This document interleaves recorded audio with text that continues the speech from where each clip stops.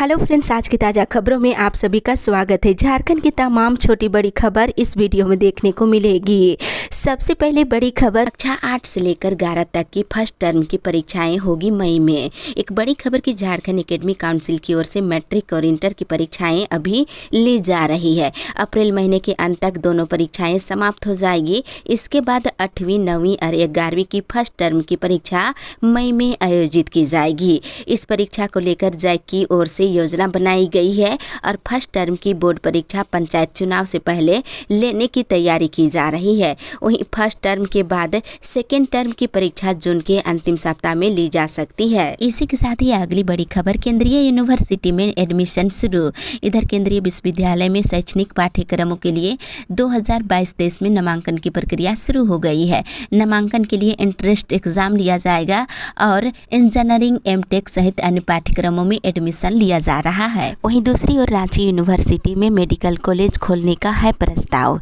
इधर रांची यूनिवर्सिटी ने विश्वविद्यालय के प्रशासनिक भवन कैंपस में मेडिकल कॉलेज खोलने की योजना बनाई है और विश्वविद्यालय की ओर से इस प्रस्ताव को राज्य सरकार को भेजा गया है। सरकार प्रस्ताव पर चर्चा कर रही है। राज्य सरकार अप्रैल के अंत तक इस पर फैसला ले सकती है। इसी के साथ ही अगली बड़ी खबर, मौसम विभाग से गर्मी से मिलेगी राहत। इधर झारखंड में तापमान में बढ़ोतरी के साथ ही गर्मी का कहर जारी है। मंगलवार से राजधानी का पारा 40 डिग्री को पार कर गया है। इधर आज और कल हीट वेव अलर्ट जारी किया गया है और मौसम विभाग से मिली जानकारी के अनुसार 16 और 17 को राज्य में हल्की बारिश होने की संभावना है। राज्य के उत्तर पूर्वी क्षेत्र जैसे देवघर, धनबाद, दुमका, गिरिडीह, गोड्डा, जामताड़ा, पाकुड़ और साहिबगंज में हल्की बारिश की संभावना जताई गई है, जिससे चिलचिलाती गर्मी से राहत मिल सकती है। इसके अलावा 13 और 14 अप्रैल को उत्तर पूर्वी और दक्षिण पूर्वी भागों में आंशिक बादल छाए रहेंगे। इसी के साथ ही अगली बड़ी खबर, पढ़ाई के बाद 2 घंटे की होगी पढ़ाई। आंगनबाड़ी में बच्चों की स्पेशल क्लास। इधर छोटे बच्चों की छूट चुकी पढ़ाई को फिर से पटरी पर लाने की व्यवस्था हो चुकी है। दूर दराज गांव के बच्चे अब फिर से पढ़ाई कर सकेंगे। इसके लिए मुख्य सचिव सुखदेव सिंह की ओर से सभी जिलों को इस प्लान को लागू करने को कहा गया है। इसके अनुसार क्लास 3 तक के बच्चों के लिए स्कूल की पढ़ाई के अलावे नज़दीकी आंगनबाड़ी केंद्र में स्पेशल क्लास की व्यवस्था करने को कहा गया है। इसके लिए आंगनबाड़ी केंद्रों में काम कर रहे सेविकाओं को अतिरिक्त पैसे भी दिए जाएंगे। इसी के साथ ही अगली बड़ी खबर, पासवानी की स्कूल के समय में बदलाव की मांग। इधर private school and children welfare पासवा की ओर से भीषण गर्मी को देखते हुए स्कूल के समय में बदलाव करने का मांग किए हैं। इसी के साथ ही अगली बड़ी खबर, मुखिया पद के प्रत्याशी सिर्फ 2 वाहनों से कर सकेंगे प्रचार। इधर पंचायत चुनाव के लिए पूरे राज्य में 16 अप्रैल से नामांकन प्रक्रिया शुरू हो जाएगी और नामांकन पत्रों की जांच के बाद उम्मीदवार चुनाव प्रचार शुरू कर देंगे। चुनाव आयोग ने चुनाव प्रचार को लेकर के कई तरह की गाइडलाइन भी जारी कर दिए हैं। उम्मीदवार प्रचार के लिए और चुनाव के दिन कितने वाहनों का प्रयोग कर सकते हैं, इसको लेकर दिशा निर्देश जारी किया गया है। इसी के साथ ही अगली बड़ी खबर, रांची में भी होगा 4 चरणों में पंचायत चुनाव। इधर त्रिस्तरीय पंचायत चुनाव की घोषणा के साथ ही रांची जिला प्रशासन ने भी तैयारी शुरू कर दी है। उपायुक्त छवि रंजन ने सोमवार को चुनाव की तैयारियों को लेकर जानकारी दी है। उन्होंने कहा है कि चुनाव की घोषणा के साथ ही शनिवार से आचार संहिता लागू हो गया है। आचार संहिता का उल्लंघन करने वालों के खिलाफ कड़ी कार्रवाई की जाएगी। वहीं डीसी ने बताया है कि रांची में भी 4 चरणों में पंचायत चुनाव कराए जाएंगे। इसी के साथ ही अगली बड़ी खबर, पहले से चल रहे विकास कार्य रहेंगे जारी, नई योजना नहीं होगी शुरू।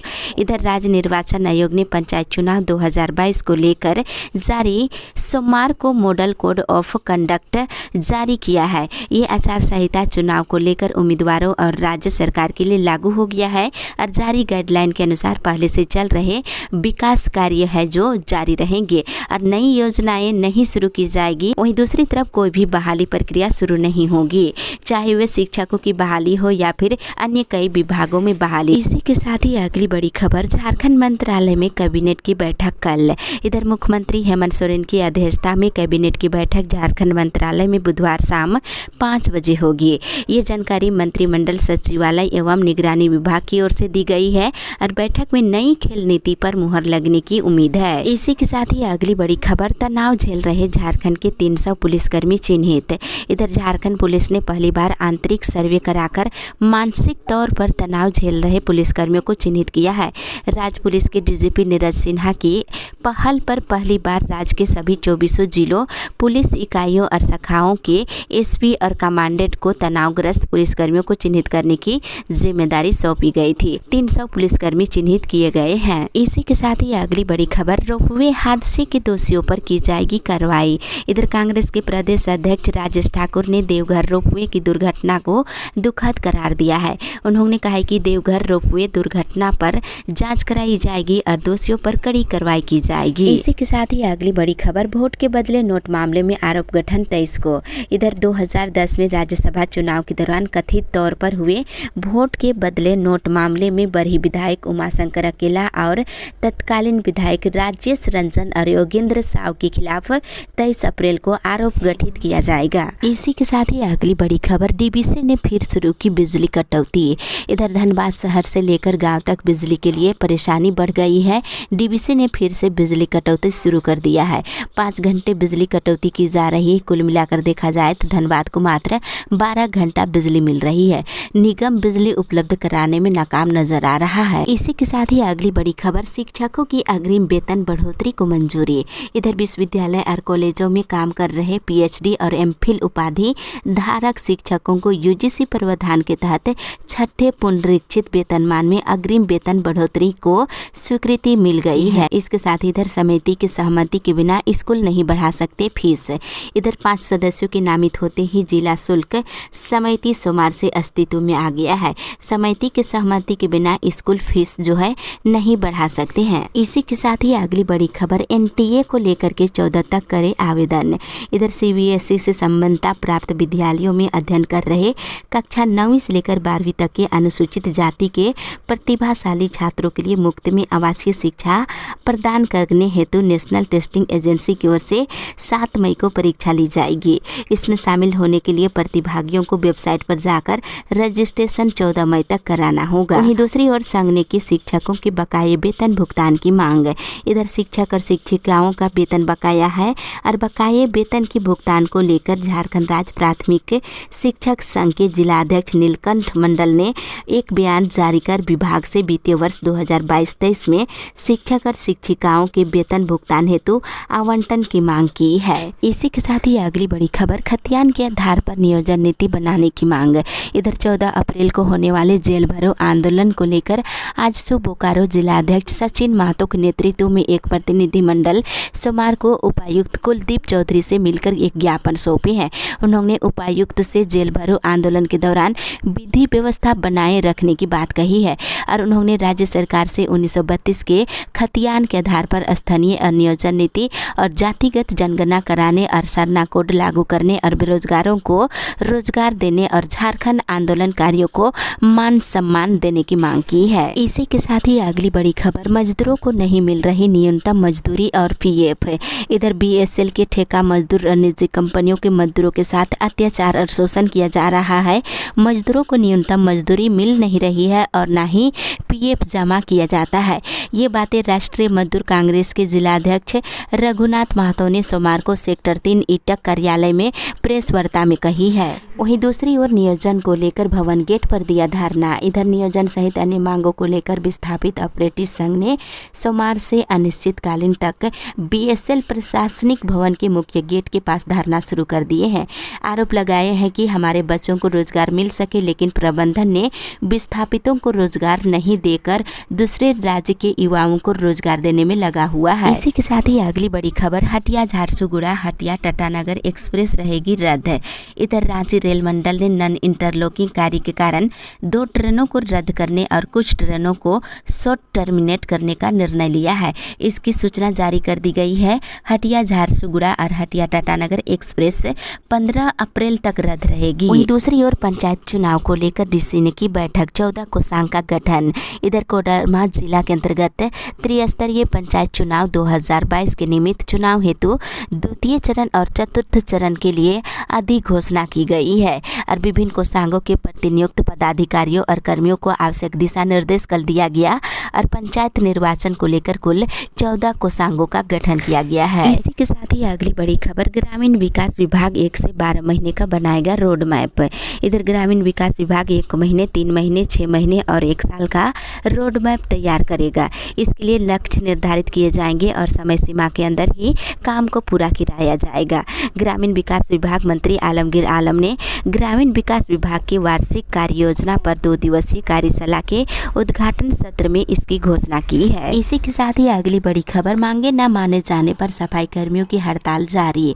इधर बकाया वेतन, एरियर, ईपीएफ का विवरण उपलब्ध कराने की मांग को लेकर फुसरो नगर के अधीन काम कर रहे सफाई कर्मियों की हड़ताल 7वें दिन सोमवार को भी जारी रही। इसी के साथ ही अगली बड़ी खबर, लोहरदगा में सांप्रदायिक हिंसा में एक की मौत, निषेधाज्ञा लागू। इधर लोहरदगा जिले में रविवार की शाम हिरही गांव में रामनवमी जुलूस पर पथराव के बाद भड़की सांप्रदायिक हिंसा में एक व्यक्ति की मौत हो गई है। इसके बाद जिले में तनाव जारी है और पूरे जिले में धारा 144 लागू कर दी गई है। वहीं दूसरी ओर देवघर के त्रिकुट पर्वत पर रविवार की शाम 5 बजे रोपवे हादसे हुआ है। इसमें अब तक 2 लोगों की मौत की सूचना मिली है और 21 यात्री घायल हुए हैं। वहीं बता दें आज भी इसको लेकर बचाव कार्य जारी रहेगा। इसी के साथ ही अगली बड़ी खबर, मांगों के समर्थन में धरना पर डटे रहे किसान। इधर रजिस्टर 2 और खतियान की नकल की मांग को लेकर किसानों का धरना 35वें दिन सोमवार को भी जारी रहा। किसान अपनी मांगों को लेकर किसान मंच के बैनर तले गिरिडीह जिले के अंबेडकर चौक पर अनिश्चितकालीन धरना देते हुए जिला प्रशासन और सरकार से बिना घूस दिए रजिस्टर 2 और खतियान की नकल उपलब्ध कराने की मांग की है। वहीं प्रशासन अभी तक सूद नहीं लिया है। इसी के साथ ही अगली बड़ी खबर, हजारीबाग रोड और पारसनाथ में रुकेगी पुरुषोत्तम एक्सप्रेस। इधर सरिया स्थित हजारीबाग रोड रेलवे स्टेशन में अब लगभग 2.5 वर्ष के बाद 13 अप्रैल से पूरी नई दिल्ली पुरुषोत्तम एक्सप्रेस का ठहराव होगा। ये सौगात रेलवे ने लोगों को रामनवमी उपहार के रूप में दी है। इसी के साथ ही अगली बड़ी खबर, सरकार चलेगी, स्थानीय नीति भी होगी लागू। इधर शिक्षा मंत्री जगन्नाथ महतो ने कहा है कि हेमंत सरकार अपना कार्यकाल सफलतापूर्वक पूरा करेगी। ये सरकार चलेगी और 1932 खतियान आधारित स्थानीय नीति भी लागू होगी। मंत्री सोमवार को नया परिसदन में पत्रकारों से बातचीत करते हुए ये बात कही है। उन्होंने कहा कि झारखंड में सरकार जल्द ही स्थानीय नीति लागू करेगी। इसी के साथ ही अगली बड़ी खबर, पर्यटन स्थल के रूप में विकसित होगा क्रांति स्थल पंचकटिया। इधर सिद्धू कान्हू की जयंती पर सोमवार को क्रांति स्थल पंचकटिया पहुंचे मुख्यमंत्री हेमंत सोरेन ने इसे पर्यटन स्थल के रूप में विकसित करने का निर्देश डीसी रामनिवास यादव को दिए हैं और उन्होंने कहा कि यहाँ आने वाले पर्यटकों के लिए किसी प्रकार की परेशानी नहीं होनी चाहिए। साथ ही अगली बड़ी खबर, चतरा जिले में 1, 2, 50 पैसे का सिक्का लेना बंद। इधर इन दिनों चतरा जिले में 1, 2 और 50 पैसे का सिक्का लेना देना बंद कर दिया गया है, जिससे ग्राहकों के बीच काफ़ी परेशानियों का सामना करना पड़ रहा है। और तो और नज़दीकी बैंकों में भी सिक्कों का लेना देना बंद कर दिया गया है। पूछे जाने पर बैंकों के द्वारा गिनती करने वाला मशीन नहीं होने का हवाला देकर पल्ले झाड़ ले रहे हैं। इसी के साथ ही अगली बड़ी खबर, 1932 की स्थानीय नीति के लिए प्रदर्शन। इधर 1932 का स्थानीय नीति लागू करने के लिए सोमवार को बरमसिया पंचायत के ठेंगा पहाड़ी और फूलोपानी गांव के बीच सिद्धू कान्हू की प्रतिमा के पास ग्रामीणों ने लाल किस्कू के नेतृत्व में सरकार के खिलाफ जोरदार प्रदर्शन किए हैं और लाल किस्कू ने कहा है कि राज्य सरकार को 1932 के खतियान के आधार पर राज्य में स्थानीय नियोजन और विस्थापित नीति लागू करना होगा। इसी के साथ ही अगली बड़ी खबर, पाकुड़ जिला में 3 चरणों में होगा पंचायत चुनाव। इधर पाकुड़ जिले के डीसी ने कल बैठक किए और वहीं आदर्श आचार संहिता का पालन 100% कराए जाने को निर्देश दिए हैं और पाकुड़ जिले में 3 चरणों में पंचायत चुनाव कराए जाएंगे।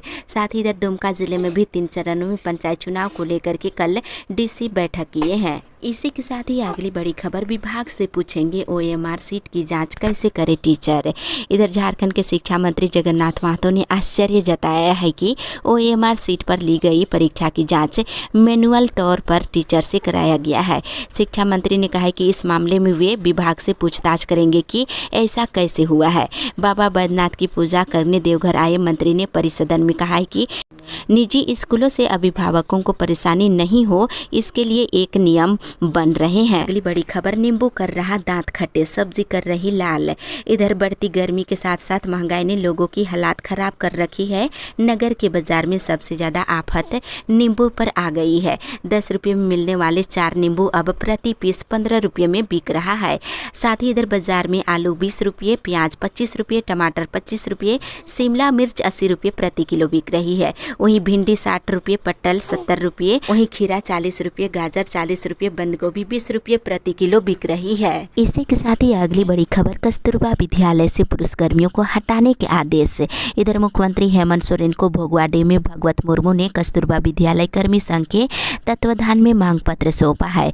इस अवसर पर भगवत मुर्मू ने बताया है कि झारखंड शिक्षा परियोजना के निदेशक ने कस्तूरबा विद्यालय में काम करने वाले सभी पुरुषों को काम से हटाने का मौखिक आदेश दिया है।